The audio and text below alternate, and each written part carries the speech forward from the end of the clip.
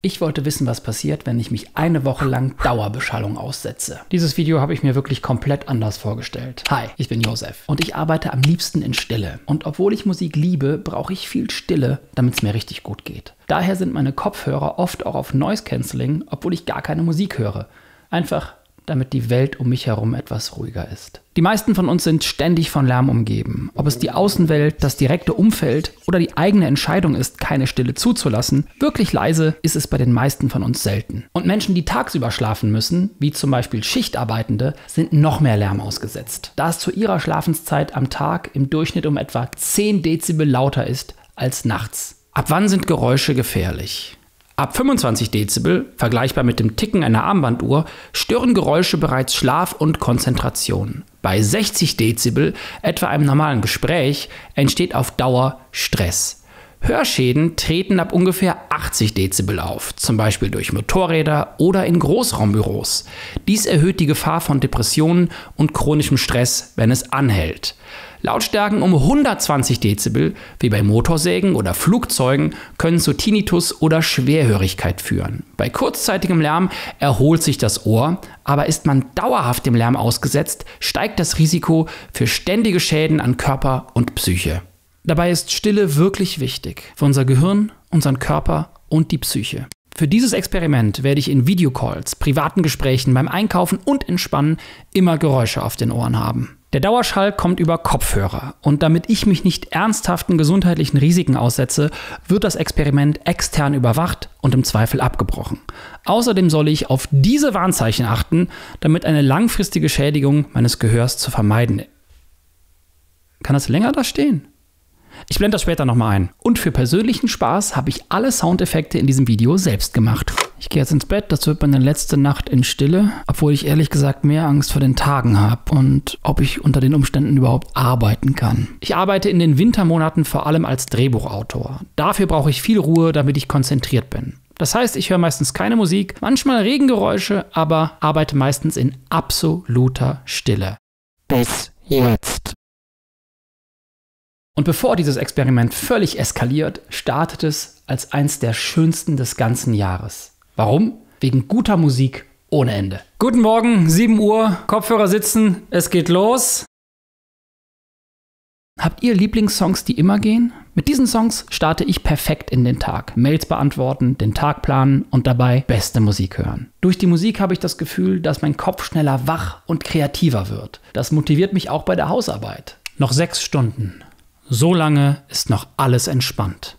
Ich arbeite diese Woche an einem Drehbuch für einen bekannten öffentlich-rechtlichen Sender. Bisher habe ich vor allem in Stille gearbeitet. Jetzt kommt Musik in meine Konzentration. Aber das kann ja auch was Gutes sein. Einige Menschen schwören auf Musik als Konzentrationsbooster. Aber ich sehe hier nicht so glücklich aus. Boah, das nervt so sehr, es nervt so sehr. Was ist da los? Laut aktueller Forschung ist die Auswirkung von Musik auf die Konzentration sehr individuell und hängt von Faktoren wie Musikart, Lautstärke, Tempo und persönlichem Geschmack ab. Manche Menschen erleben mit der richtigen Musik weniger Stress, eine erhöhte Konzentration und können sich Gelerntes besser merken. Andere berichten von gegenteiligen Effekten wie Ablenkung, schlechterer Konzentration und Gedächtnisproblemen. Mich lenkt Musik eher ab, vor allem bei Liedern mit deutschen Texten. Ich merke dann, wie schwierig es ist, meinen Gedanken zu folgen, also suche ich nach Alternativen. Für das konzentrierte Schreiben wechsle ich dann auf englischsprachige oder sogar Instrumentalsongs. Und das hat einige Vorteile. Hier kann ich ganz gut die Texte ausblenden, bekomme aber trotzdem den Vibe mit. Und durch die Musik habe ich auch sofort ganz andere Bilder im Kopf. Für Drehbucharbeit auf jeden Fall eine gute Inspiration. Es inspiriert. Aber auf Dauer überwiegen bei mir die Nachteile. Die Musik lenkt mich von dem ab, was ich schreibe. Und viel schlimmer, ich merke, dass der Dauerbeschall bereits nach wenigen Stunden Stress in mir auslöst. Ich habe keine Kopfschmerzen, aber irgendwie schon. Mein Gehirn wird heute viel schneller müde. Ich kann mich schlechter konzentrieren. Aber es stört einfach so krass meinen Kopf. Ich kann meine Gedanken nicht richtig greifen. Nicht nur mein Kopf hat Probleme, tatsächlich reagiert auch mein Körper. Und als jemand, der immer viel in sich reinhört, hätte ich hier merken müssen, dass dieses Experiment für mich zu weit geht. Aber ich bin wie abgeschnitten von meiner inneren Stimme. Der Stress überwiegt und blendet alles andere aus. Ich weiß nicht, ob dieses Experiment auf Dauer umsetzbar ist, also ob ich die ganze Woche machen kann. Es ist so anstrengend. Inzwischen nervt mich selbst die ruhigste Musik wirklich krass. Aber ich bin so gereizt. Leider habe ich während des Experiments nicht gemerkt, dass ich schon am ersten Tag 2 klare Symptome habe. Darüber hinaus ist meine Sprechlautstärke deutlich gestiegen. Das hat vor allem damit zu tun, weil ich ständig gegen Lautstärke spreche. Auf meinen Ohren ist ja permanent Sound. Aber es wird noch schlimmer. Mein Körper erlebt hier eine extreme Stressreaktion. Mein Blutdruck steigt an und ich merke, wie nah ich meiner persönlichen Schmerzgrenze komme. Und auch ihr habt in diesem Video schon so lange keine Sekunde Stille mehr erlebt. Bei mir sind es zu diesem Zeitpunkt fast 7 Stunden. Fuck it, ich kann nicht mehr. Das funktioniert nicht. Ey. Wenn man ständig Musik und Geräusche hört, soll die Soundqualität angenehm sein und die Kopfhörer nicht drücken. Leider schmerzen die allermeisten Kopfhörer, die ich habe, nach einer gewissen Zeit. Und es war gar nicht einfach, die richtigen für dieses Dauerexperiment zu finden. Gefunden habe ich dann ganz besondere Kopfhörer, die eine mir ziemlich unbekannte Herangehensweise haben. Die OpenFit von Shokz. Sie schmerzen nicht, da sie keine In-Ears sind, sondern neuartige Open-Ear-Kopfhörer. Die Ohren werden nicht blockiert und sie passen für jedes Ohr. Gleichzeitig sitzen sie den ganzen Tag super weich und fallen nicht vom Ohr, auch wenn ich mich mal wilder bewege. Und wirklich überrascht hat mich der Sound. Die Bässe sind tief und die Höhen klar. Das hätte ich bei dem Design jetzt nicht erwartet. Und ich liebe es, dass ich die Außenwelt weiter wahrnehmen kann, der Sound der Kopfhörer aber vorne und klar ist. Das macht sie vor allem im Straßenverkehr wirklich sicher. Und wenn ich über die Kopfhörer telefoniere, werden die Umgebungsgeräusche rausgefiltert. Dank der neuen KI-Geräuschunterdrückung von Shokz. Und über die Touchfelder an den wasserfesten Kopfhörern könnt ihr eure Musik kontrollieren. Und nicht nur für dieses Experiment, sondern auch privat sind es inzwischen meine Kopfhörer to go geworden. Außer es hat mal wieder jemand aus meinem Freundeskreis die Dinger ausgeliehen. Wenn ihr sie auch mal ausprobieren wollt, checkt den Link in der Beschreibung. Fuck it, ich kann nicht mehr. Das funktioniert nicht. Ich wechsle jetzt in den Notfallmodus. Ja, es gibt einen Notfallmodus. Eigentlich wollte ich erst an Tag 3 oder 4 in diesen Modus wechseln, falls es zu viel wird. Aber nach diesem verheerenden Start ist klar, die Nacht schaffe ich nicht mit konstanter Musik. Der Notfallmodus wird aktiviert. Regengeräusche. Endlich ein bisschen Ruhe. Ja, meine Stressreaktion war heftig. Aber leider nur die Oberfläche dessen, was mich in den nächsten Tagen noch erwartet. Konstante Belastung durch Geräusche kann zu einem Anstieg der Herzfrequenz führen, das Leistungsvermögen erheblich einschränken und die Kommunikation schwerer machen. Und wenn es ganz extrem wird, kann es sogar zu Atemnot und Anfällen kommen. Aber so weit wird es hier ja wohl kaum.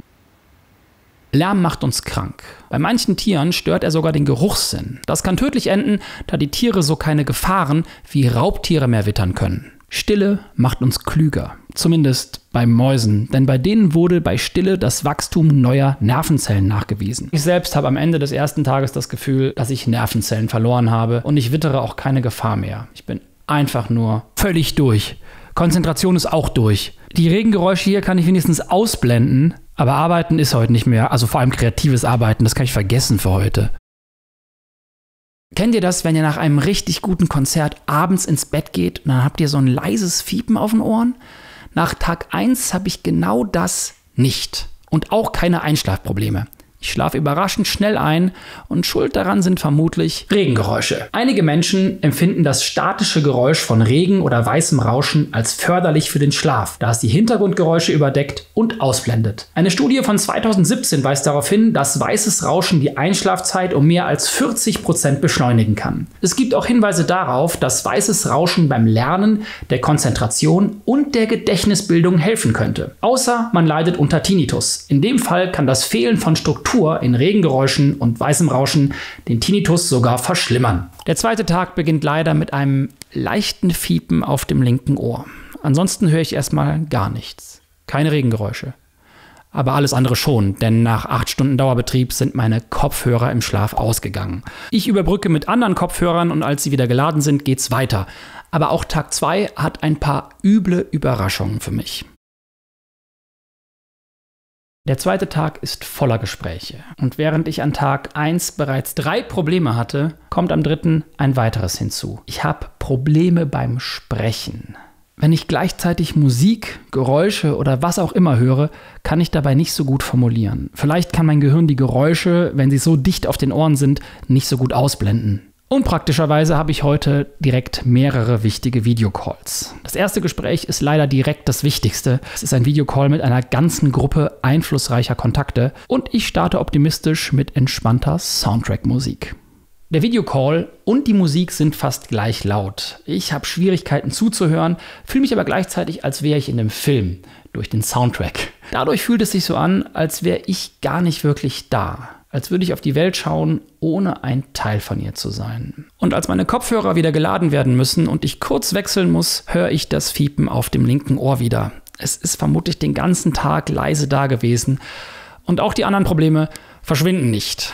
Es stapelt sich langsam und zum Glück mache ich endlich was dagegen. Nicht viel, aber etwas. Kurzer Gruß aus dem Schnitt. Leider kann ich keins der Gespräche zeigen, bei denen ich so Probleme beim Sprechen hatte, weil die alle der Geheimhaltung unterliegen. Ich werde die Lautstärke für die Nacht ein bisschen runterregulieren. Boah, ich fühle mich, als hätte ich 2 Tage durchgemacht. Also jetzt auf jeden Fall ein bisschen leiser. Bevor ich Mitte der Woche den ärztlichen Check habe, gehe ich noch einkaufen und muss dem Bäcker erstmal erklären, warum ich so seltsam und so laut spreche. Bester Mann übrigens. Ich bin heute Morgen einfach mal um 4 Uhr aufgewacht und konnte nicht mehr schlafen.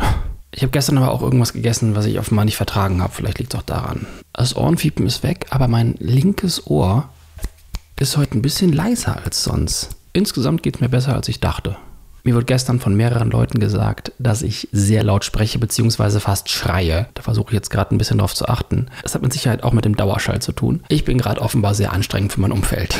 Es ist erst 5 Uhr, aber um 8 Uhr geht es dann zum Arztcheck. Während der Pandemie reduzierte sich der menschengemachte Lärm auf der ganzen Welt. In San Francisco führte es dazu, dass die Vögel leiser zwitscherten. Sie mussten ja nicht mehr gegen den Stadtlärm ansingen. Der Lärmpegel fiel um 50% und die Vögel passten sich sehr schnell daran an. Das war für die Fortpflanzung der Vögel übrigens besonders gut, weil sie mehr in ihrer Stimmlage singen konnten, um so aufeinander aufmerksam zu machen. Das hier sieht inzwischen wie eine Checkliste aus, die ich erfüllen möchte, aber das war nie der Plan. Auf dem Weg zu meiner Ärztin notiere ich mir diese Probleme als vorhanden. Als sie mir ein paar Fragen stellt, sieht ihre Liste so aus. Und sie bricht das Experiment sofort ab. Ich glaube, ich werde verrückt. Die allermeisten von uns sind jeden Tag sehr viel Lärm ausgesetzt. Und in den freien, potenziell ruhigen Momenten lenken wir uns oft zusätzlich mit Geräuschen ab. Ob gute Musik, Podcasts, Streaming oder eine laute Außenwelt. Die meisten von uns gönnen unserem Körper und Gehirn selten die Stille, die nötig ist. Ich merke im Moment immer öfter, wie schnell ich in ruhigen Momenten etwas hören möchte. Als hätte ich Angst vor meinen eigenen Gedanken, als könnte mich irgendwas aus dem hintersten Bereich meiner Erinnerung angreifen und tatsächlich kann das ja passieren. Aber durch das konstante Wegdrücken helfe ich mir auch nicht weiter. Ich muss und möchte mehr Momente der Stille zulassen und ab Tag 3 bin ich dazu sogar gezwungen. Nach langen Tagen voller selbst auferlegter Lärmverschmutzung komme ich nach Hause in eine ganz unbekannte Stille. Und bevor das passiert, muss ich mich erstmal gut um mich kümmern. Das sind jetzt nur 2 Tage gewesen, aber ich habe das Gefühl, das war eine ganze Woche. Ich habe auf beiden Ohren so ein unangenehmes Fiepen. Das habe ich vorher nicht so krass gehört. Und jetzt soll ich so Übungen machen. Ich war mal für 3 Tage auf dem Festival, danach ging es mir aber nicht so. Und da war ich auch ständig Lärm ausgesetzt. Ich mache heute Pause. Ich bin heute offiziell krank. Das macht ja keinen Sinn. Okay, 2 Stunden vorher klang das noch ganz anders. Insgesamt geht es mir besser, als ich dachte. Ich verbringe den Tag im Bett und gehe später auf Rat meiner Ärztin lange spazieren. Das soll gegen meinen Tinnitus helfen, da die Bewegung Stress reduziert, aber auch ablenkend ist und für generelle Erleichterung sorgen soll. Tatsächlich arbeite ich auch am Folgetag nicht. Die Nachwirkungen des Experiments sind heftiger als gedacht. Ich bin gerade innerlich gestresst, weil ich heute wieder frei mache. Gestresst, weil ich weiß, dass ich das alles nacharbeiten muss. Aber ich weiß auch, dass ich diese freien Tage gerade brauche, um mich von diesem wirklich unklugen Experiment zu erholen. Ich hoffe, das Fiepen geht wieder weg und ist jetzt nicht für immer. Ich bin heute Morgen aufgewacht und seitdem ist das Fiepen weg. Ich glaube, ich mag gerade eher die Idee von Musik hören, als wirklich Musik zu hören. Aber wir probieren es mal. Live aus dem Loch. Okay, die Musik ist wesentlich leiser, als ich sie sonst hören würde, aber sie ist immer noch fantastisch.